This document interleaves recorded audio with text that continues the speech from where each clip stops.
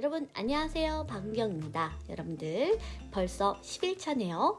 어제는 제가 외교원 최종 합격한 친구들과 점심 식사를 했는데요. 한 친구가 그러더라고요. 선생님한테 배운 것 중에서 가장 시험장에서 잘 써먹고 온 것은 바로 텍스트에 대한 부담감을 내려놓는 것이었다. 텍스트 읽기에 대한 부담감을 내려놓는 것만으로도 굉장히 실력 발휘를 할 수가 있었고, 시험장 당일에도 별로 긴장을 하지 않았다라고 해요. 여러분들 텍스트 아직도 무서우신가요? 네, 텍스트를 너무 잘 읽으려고 하시지 마시고요. 텍스트를 내가 훑어보면서 필요한 것들만 골라 먹는다 라는 생각으로 자신감 좀 가져주시기 바랍니다. 너무 잘 읽으려고 하면 힘이 바짝 들어가니까 그 합격생처럼 텍스트에 힘을 쫙 빼고 가볍게 읽어보시는 거 한번 연습을 해주시면 좋을 것 같아요. 그러려면 오늘도 우리 한번 열심히 해봐야 되겠죠? 자, 그럼 지금부터 한번 71-2번에 해당되는 지문부터 살펴보도록 하겠습니다.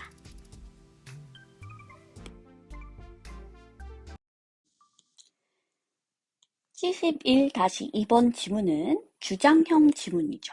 그죠? 그래서 주장형 지문이고, 따라서 여러분들께서는 여기에서 등장하고 있는 다양한 입장들 간의 관계들을 비교하시면서 독해를 해주시면 되겠습니다.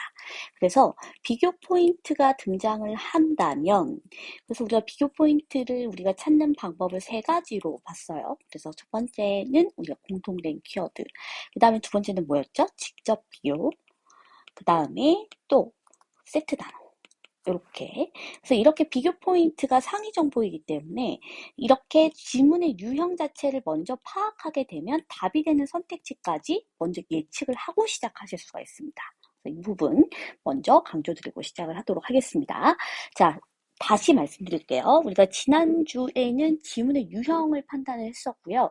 이번 주에는 선택지에 대한 이야기를 했었어요. 그 나름의 이유가 있습니다. 지문의 유형과 답이 되는 선택지 간의 관계가 굉장히 밀접하기 때문에 지문의 유형을 생각했다라고 한다면 답이 되는 선택지의 원리를 생각하고, 따라서 이것을 찾기 위해서는 어떠한 도구를 써야 할지에 대해서 지문의 유형, 그 다음에 그것에 따른 핵심 정보, 선택지에 대한 예측, 그걸 위한 장치, 이렇게 해서 연결해서 먼저 예측하고 시작을 할 수가 있기 때문에 이 부분을 우리가 순차적으로 학습하고 있다라는 걸 말씀드리도록 하겠습니다. 자, 우선 첫 번째 문장에서 굉장히 중요한 것을 제시를 해주고 있습니다. 인격체와 관련된 글인데, 일단 인격체와 또 무엇을 비교하고 있죠? 비인격체를 비교해주고 있습니다. 그럼 일단 첫 번째 단락의 핵심적인 내용은 이 둘의 비교 포인트겠죠? 그러면 어떤 키워드가 핵심 키워드가 될 수 있을까요? 그렇죠? 공통된 키워드가 등장을 합니다. 바로 자기의식입니다. 한쪽은 자기의식을 가지고 있는 합리적인 존재이고, 한쪽은 자기의식이 없는 그런 존재이죠. 그래서 자기의식이 있느냐 없느냐에 따라서 인격체와 비인격체로 구분할 수 있다라는 것이 이 단락에서 가장 중요한 상위 정보이자 핵심 내용이라고 할 수가 있겠습니다. 자, 그래서 일단 이 비교 포인트를 잡으셨는지 먼저 체크를 해주시고요. 두 번째로 제가 눈에 들어오는 선지 장치가 하나 있습니다. 어떤 게 들어가 있냐면 요겁니다. 자, 유인원과 인간과 같은 동물처럼, 인격체는 그냥 인간만 해당되는 게 아니죠. 동물 중에서도 인간이나 유인원과 같은 존재입니다. 이거 왜 이렇게 굳이 설명을 해줬을까요? 우리가 인격체는 인간이다 이렇게만 생각할까봐 사실은 유인원도 인격체다 라는 것을 알고 있느냐를 물어보기 위해서 굳이 유인원을 이렇게 구체적으로 뽑아가면서 지문을 제시해주고 만들고 있죠. 그래서 저라면 여기 부분을 좀 힘줘서 읽고, 아, 유인원도 인격체구나, 이렇게 한번 포인트를 잡고 갈 것 같습니다. 그래서 사실 비교 포인트 잡는 게 더 상위 정보이고요. 그 다음에 하나 더 3단계에 가서 조금 더 장치를 잡는다고 한다면 여기 있는 구체적인 대상을 잡고 갈 것이다 라는 것까지 정리를 한번 해보도록 할게요. 첫 단락 마지막에서는 우리가 앞으로 이 글을 어떻게 읽어야 될지 가장 중요한 기준이 되는 문장을 제시해주고 있습니다. 인격체를 죽이는 것이 비인격체를 죽이는 것보다 더 심각한 문제가 되는 이유는 무엇인가? 질문이 나왔다고 흥분을 해서 질문에 대한 답을 찾겠네까지만 생각하는 게 아니라 이 질문 그 자체를 정확하게 읽어주셔야 돼요. 여기에는 중요한 사실이 하나 있습니다. 일단 인격체를 죽이는 것이 비인격체를 죽이는 것보다 더 심각한 문제가 된다라는 걸 일단 받아들이고 있습니다. 그 다음에 인격체를 죽이는 게 훨씬 더 심각한 문제야. 그렇다면 그 이유가 뭐야? 이렇게 질문하고 있잖아요. 그래서 우리는 이 질문 안에서도 두 가지를 확인할 수가 있기 때문에 질문 자체를 정확하게 독해를 하셔서 명확한 의미를 파악하셨는지 다시 한번 확인해 주시기 바랍니다. 자, 그 다음에 두 번째 단락에서 고전적 공리주의가 나와요. 고전이라는 단어가 딱 등장을 하면 저라면 여기를 읽기 시작하는 게 아니라 구조를 볼 것 같습니다. 공리주의가 고전적이지 않은 것 혹은 고전적 공리주의가 아닌 현대적 시점에 다른 입장이 나올 가능성이 크겠죠. 근데 봤더니 선호공리주의예요. 그래서 또 그 다음 단락으로 한번 볼 겁니다. 자율성론 이렇게 되어 있죠. 그럼 가장 중요한 게 뭐예요? 뒤에 부분이니까 자율성론이 훨씬 더 중요할 겁니다. 그래서 우선 이렇게 구조부터 보고 시작을 해야지만 여러분들께서 비교 포인트를 잡는데 조금 더 훨씬 더 수월하고 강약 조절도 포인트 따라서 수월하게 하실 수 있을 거라 생각이 듭니다. 자, 그 다음에 또 하나는요. 제가 눈에 보이는 건 똑같이 공리주의라는 거예요. 그러면 요거 하나 묶을 수 있고 요렇게 묶을 수가 있겠죠. 어쨌든 고전적이고 어쨌든 선호이지만 공리주의라는 점에서는 공통적이죠. 그래서 이들이 하나의 공리주의로서 묶여진다라는 것도 보실 수 있는지를 한번 체크해 주시면 좋을 것 같습니다. 자, 그러면 피셋이라면 고전적 공리주의와 선호 공리주의를 합한 이 공리주의와 자율성론을 비교하는 게 최고의 가장 큰 상위 정보니까 그걸 가지고 답이 되는 선택지를 만들 가능성이 크겠죠.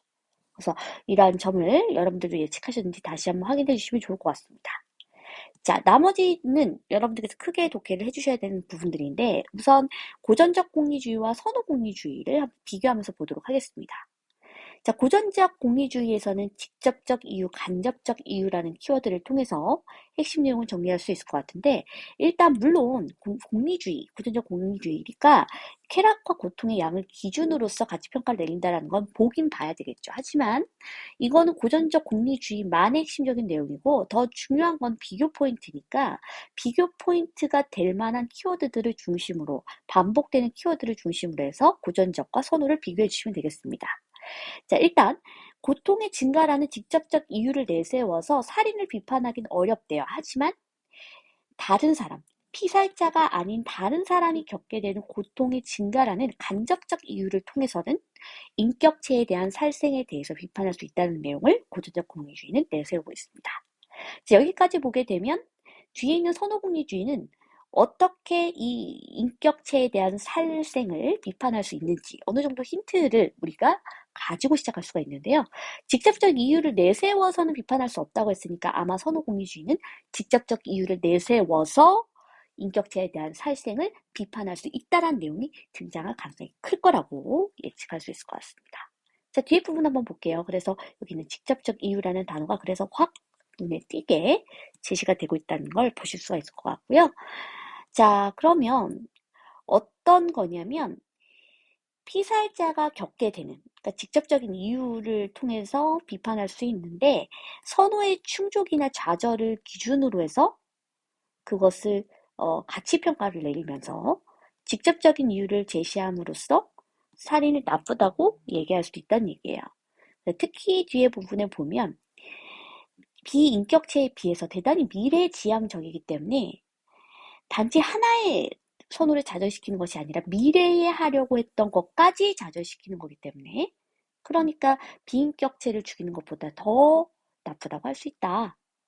여기서 조금 더 강조하는 것은 인격체가 미래지향적이라는 것을 조금 더 강조하면서 그러니까 한번 살인을 하게 되면 단순히 그 당시의 선호뿐만이 아니라 미래에 있을 예정이었던 그런 선호까지 좌절시킨다라는 얘기예요. 자, 그 다음 단락에 자율성론이 나오는데 명칭 안에 다 있습니다. 자율성, 그죠? 자, 그럼 공리주의와는 좀 다른 방식으로 이 문제에 접근을 하면서 직접적 이유를 제시합니다. 선호공리주의도 그렇고 자율성론도 그렇고 다 직접적 이유를 제시를 해주고 있네요. 자, 그 다음에 자율성을 침해하는지 그렇지 않은지를 기준으로 해서 가치평가를 해주고 있어요. 고전적 공리주의는 쾌락과 고통의 양, 그 다음에 선호공리주의는 말 그대로 선호의 충족이나 좌절, 그 다음에 자율성론도 말 그대로 자율성을 침해하는지 그렇지 않은지에 따라서 가치 평가를 하고 있습니다.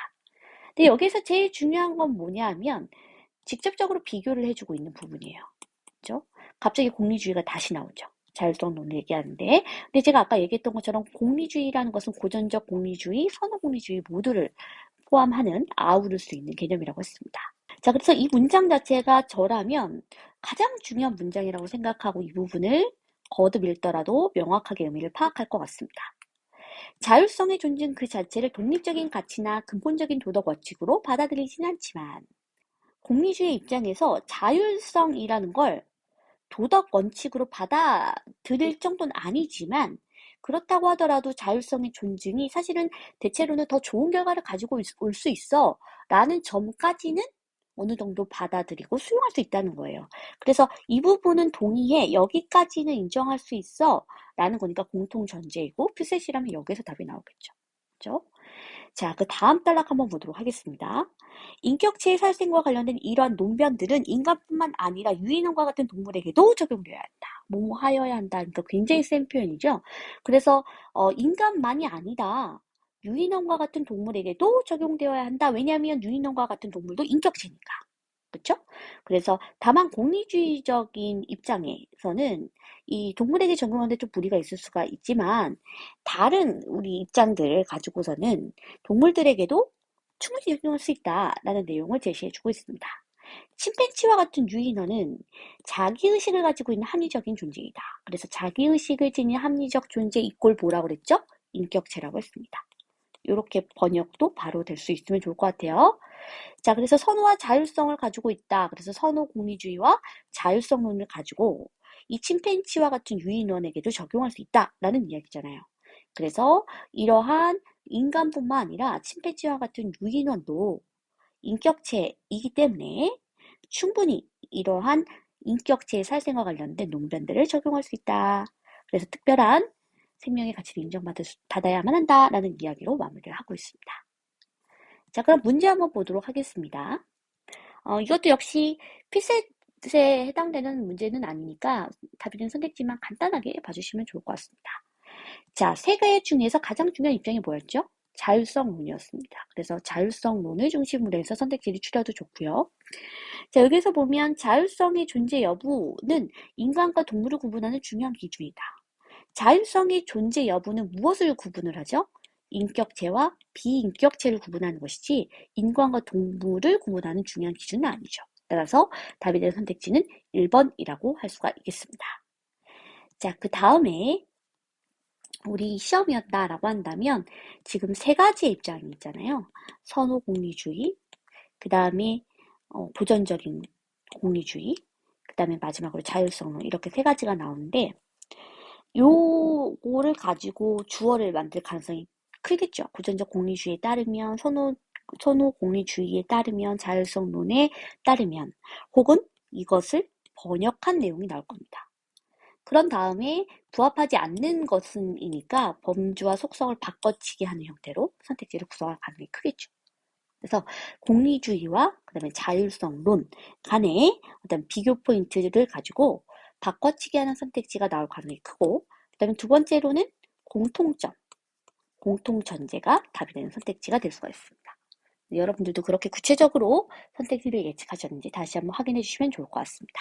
자, 72번 지문도 한번 살펴볼게요. 근데 여러분들의 이제 과제들을 살펴보니까 앞에 있었던 지문은 강약 조절을 굉장히 잘 해주셨어요. 그런데 72번 지문도 사실은 주장형 지문이잖아요. 그래서 주장형과 그 다음에 비교형이 결합이 되어 있는 앞에 지문 유형과 거의 유사한 지문의 유형인데도 불구하고 경제 소재다 보니까 왠지 위축이 되셨나 봐요. 그래서 강약 조절에 좀 실패한 친구들이 굉장히 많아서 내가 어느 부분에서 힘줘서 읽었어야 하는지 내가 강약 조절을 제대로 했는지 이런 부분들을 다시 한번 확인해 주시면 좋을 것 같습니다. 자, 일단 첫 번째 단락에서는 증권화라는 역할이 재조명되었다라고 했는데 이제 미국발 금융위기하고 관련해서예요. 그러니까 금융위기에 있어서 증권화의 역할이 재조명됐대요. 그래서 증권화가 뭔지를 얘기를 해주고 있죠. 근데 사실은 첫 번째 단락까지만 봤을 때만 해도 이 글이 주장형 지문이라는 힌트가 제시가 되어 있지 않기 때문에 여러분들이 아마 이 지문을 설명형으로 읽고 보고 접근했을 가능성이 컸을 것 같아요. 만약에 설명형이라고 한다면 이 증권하라는 하면서 증권하를 풀어서 줬을 때 어느 정도 제대로 문장 독해를 정확하게 하면서 증권하 이꼴 이거구나 이거 정도는 어느 정도 정리를 하고 가주셔야 되겠죠. 왜냐하면 가운데에다가 이렇게 가운데가 이제 양 끝에다가 작은 따옴표로 강조까지 해주고 있기 때문에 증권하는 이런 거다 정도는 어느 정도 의미를 가져가서 그 단락의 핵심을 정리를 해주셔야 되겠습니다. 어느 정도 가져간다라는 거는요. 완벽하게 소화하고 이해한다라는 걸 의미하는 건 아니에요. 포인트를 잡고 정확하게 문장 독해를 한다라는 걸 의미합니다.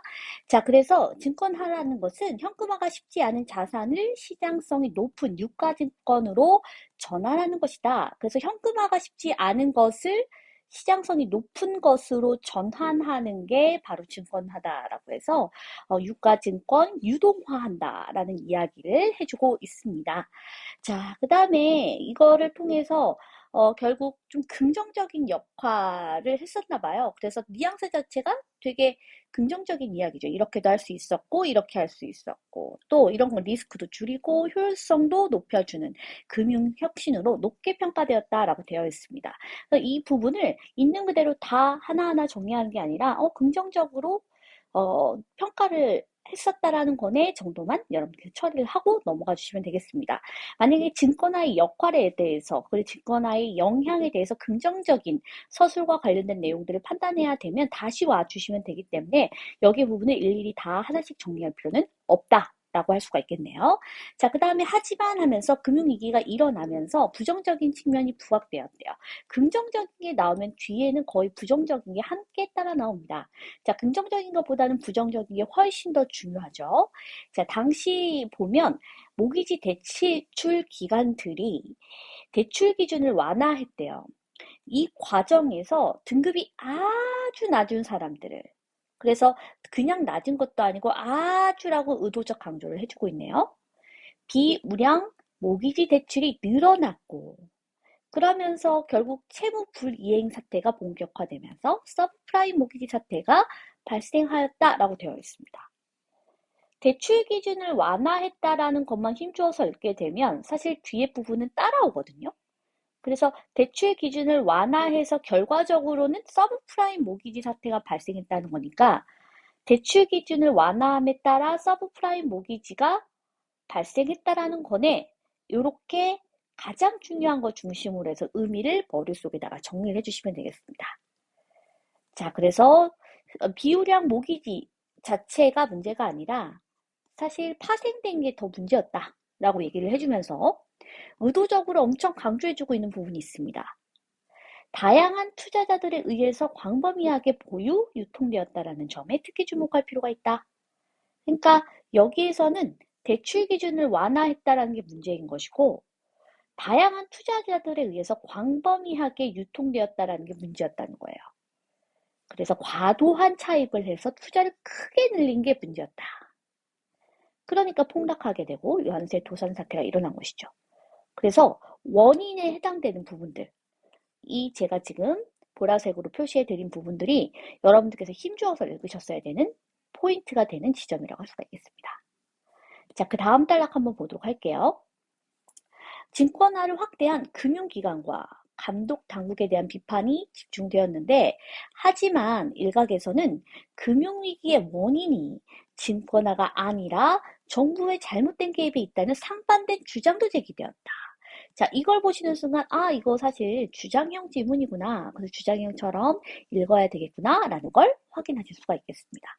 그래서 만약에 첫 단락과 두 번째 단락까지 설명형이라고 생각하셔서 조금 더 작게 독해를 하신 분이라고 한다면 여기에서부터는 큼직큼직하게 독해를 하셨어야 돼요. 그리고 이 문장이 굉장히 중요한 역할을 했었는데요. 이 글은 무엇과 관련된 글이 되는 것이죠?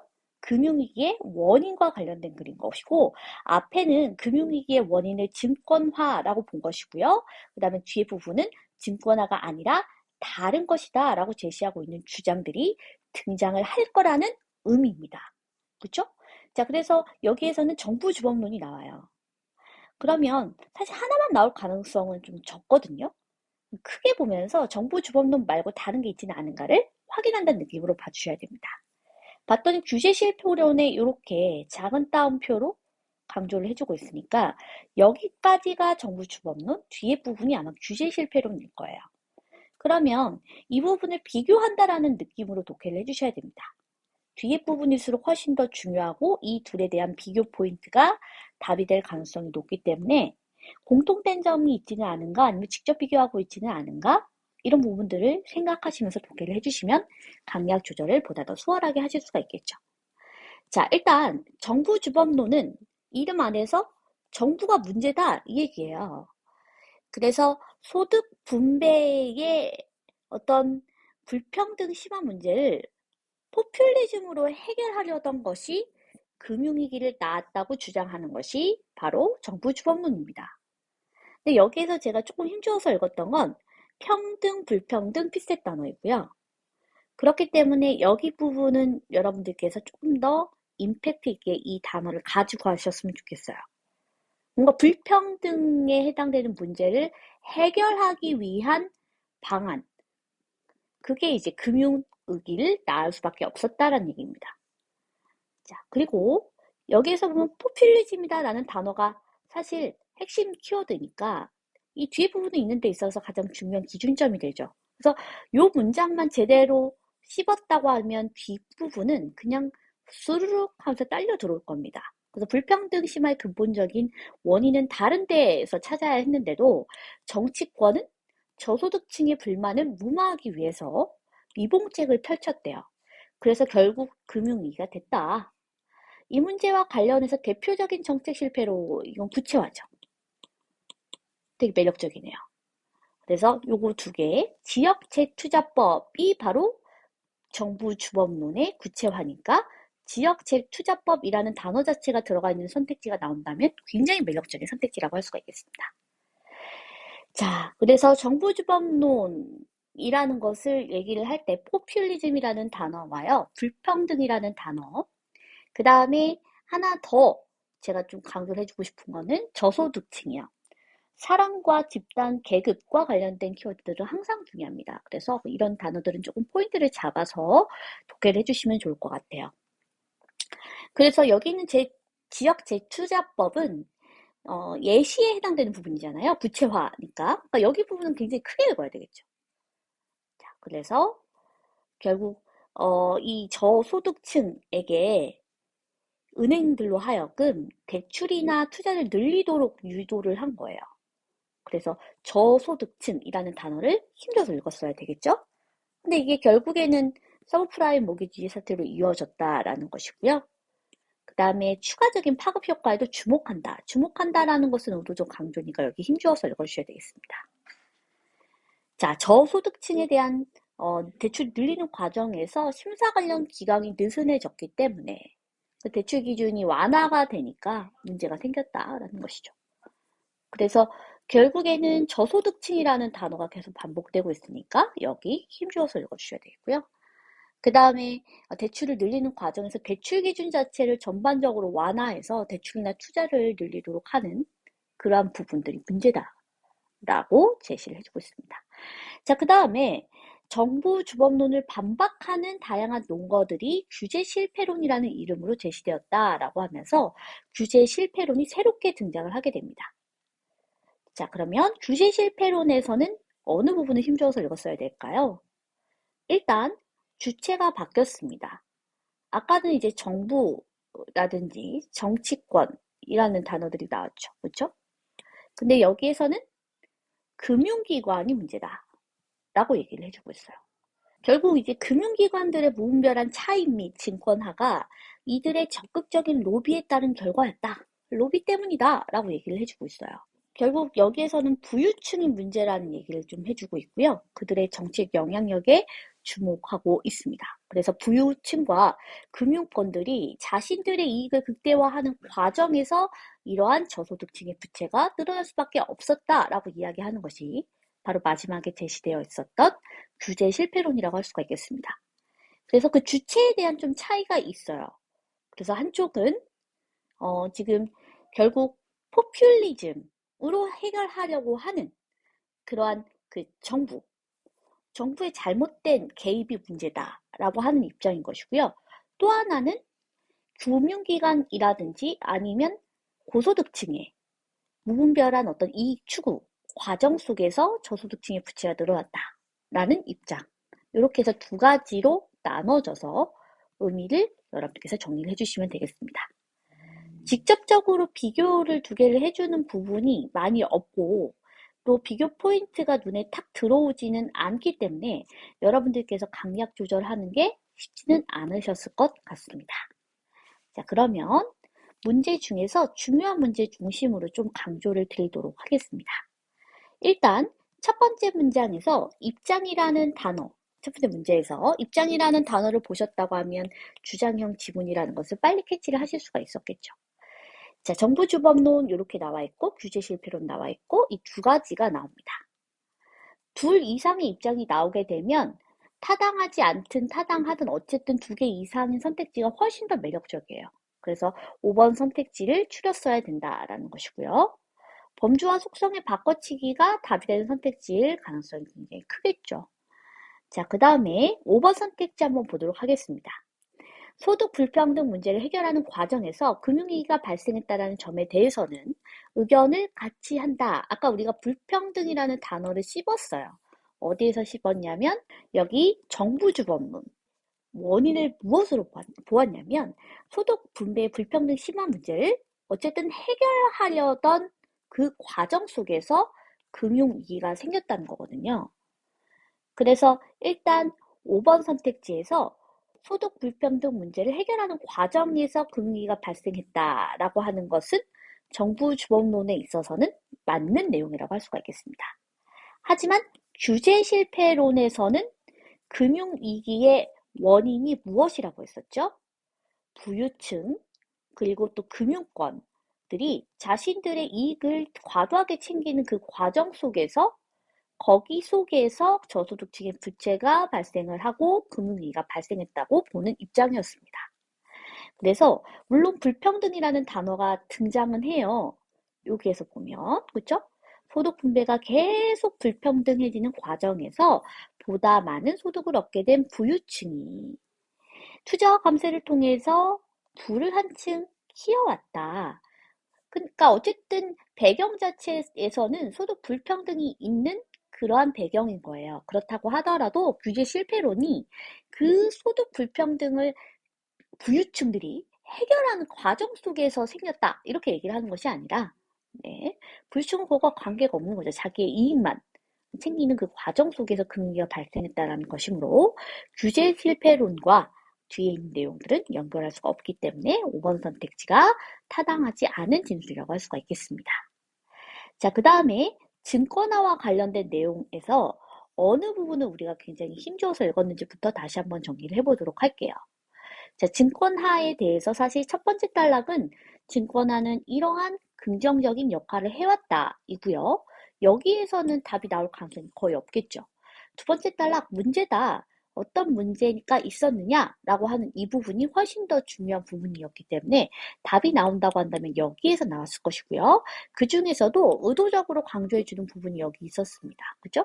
특히 주목할 필요가 있다. 그러면 이거는 장치이기 때문에 선지화될 가능성이 굉장히 크죠. 다양한 투자자들에 의해서 광범위하게 보유 유통되었다는 점에 특히 주목할 필요가 있다라고 했었는데 관련된 선택지가 출제가 됐습니다.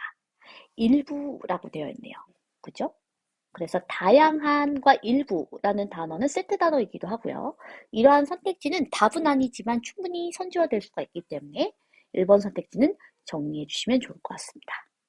자, 3번은요. 밑줄이 제대로 안 쳐져 있어서 여러분들이 조금 헷갈리실 수 있었을 것 같습니다. 밑줄이 요렇게 정부 주범론을 반박하는 다양한 논거. 그래서 정부 주범론을 반박하는 것이 아닌 것은 이에요. 그쵸? 그러면 오히려 반박하지 않는다라는 건 뭘 의미하죠? 그쵸? 이거를 긍정하거나 아니면 아예 관련이 없는 거겠죠. 그쵸? 자, 그래서 답이 되는 선택지는 1번이었습니다. 정부주범론은 어떤 입장이었죠? 지금 지역 대투자법과 마찬가지로 해서 포퓰리즘으로 너무 이 불평등 문제를 해결하려고 했다. 그래서 저소득층의 불만을 무마하기 위해서 미봉책을 펼쳤는데 그 미봉책이 대출을 쉽게 해주는 거였어요.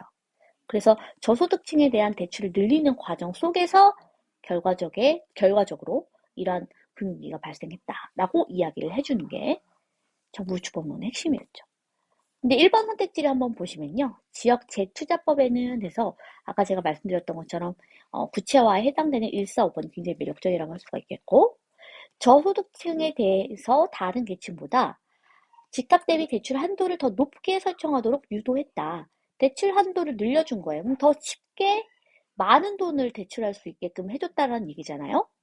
그러면 이거는 정부 주범론과 가까운 입장이죠. 그러니까 반박하는 내용이 아니라 오히려 정부 주범론을 강화하는 진술이 될 수가 있기 때문에 답이 되는 선택지는 1번이라고 할 수가 있겠습니다. 자, 이렇게 해서 우리 두 개의 지문을 살펴보았습니다. 여러분들의 선택지의 예측에서 선택지의 원리는 이제 굉장히 잘 아시는 것 같아요. 그러니까 범주와 속성이 뭐 바꿔치기 된다라든지 의도적 강조라든지 아니면 핵심 내용이 답일 것이다. 이걸 이렇게 좀 막연하게 접근하시지 마시고요. 선택지를 예측해라라고 하면 이제 다음부터는 이 지문 전체에서 그래서 여기 이렇게 해서 뭔가 가장 임팩트 있었던 부분을 다시 한번 거기에다 밑줄을 쳐주신다든지 별표를 쳐주신다든지 해서 나는 이 부분이 이 지문에서 제일 매력적이라고 생각해 라는 걸 좀 표시를 해주시면 좋을 것 같습니다. 자, 그럼 제가 거기에 또 코멘트를 또 달아드리도록 할게요. 자, 여러분들 오늘도 고생하셨고요. 우리는 다음 주에 또 다른 포인트로 백문 챌린지 이어서 진행하도록 하겠습니다. 여러분, 감사합니다.